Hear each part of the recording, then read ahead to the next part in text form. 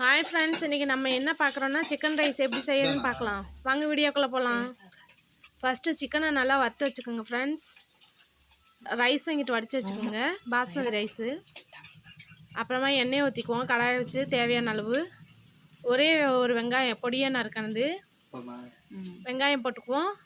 2 முட்டை சேர்த்துக்குவோம் ஃப்ரெண்ட்ஸ். போட்டு நல்லா வதக்கிட்டு அதுக்கப்புறமா தேவையான அளவு முட்டைக்கோஸ் அண்டு கேரட், பீன்ஸு பொடியாக நறுக்கினது இதெல்லாம் சேர்த்து நல்லா கிளறிக்குவோம் ஃப்ரெண்ட்ஸ்.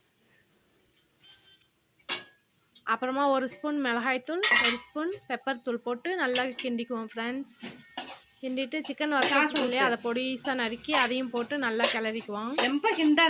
கிளறிட்டு அதுக்கப்புறமா ரைஸை போட்டுக்குவோம். ரைஸையும் போட்டு நல்லா கிளறிட்டு சோயா சாஸ் சேர்த்துக்குவோம். சாஸும் போட்டு நல்லா கிளறணும் ஃப்ரெண்ட்ஸ்.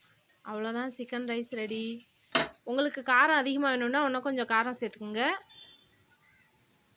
பீன்ஸு கேரட்டோட குடமிளகாயும் சேர்த்துக்கணும் ஃப்ரெண்ட்ஸ், அதை மறந்துட்டேன்.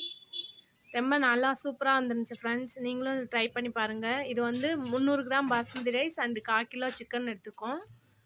உங்களுக்கு காரம் அதிகமாக வேணும்னா காரம் சேர்த்துக்குங்க, தேவையான அளவு சேர்த்துக்குங்க நீங்கள். ஓகே ஃப்ரெண்ட்ஸ், இந்த வீடியோ பிடிச்சிருந்தா லைக் பண்ணுங்கள், ஷேர் பண்ணுங்கள், மறக்காமல் என்னோடய சேனல் சப்ஸ்கிரைப் பண்ணுங்கள். பாய்.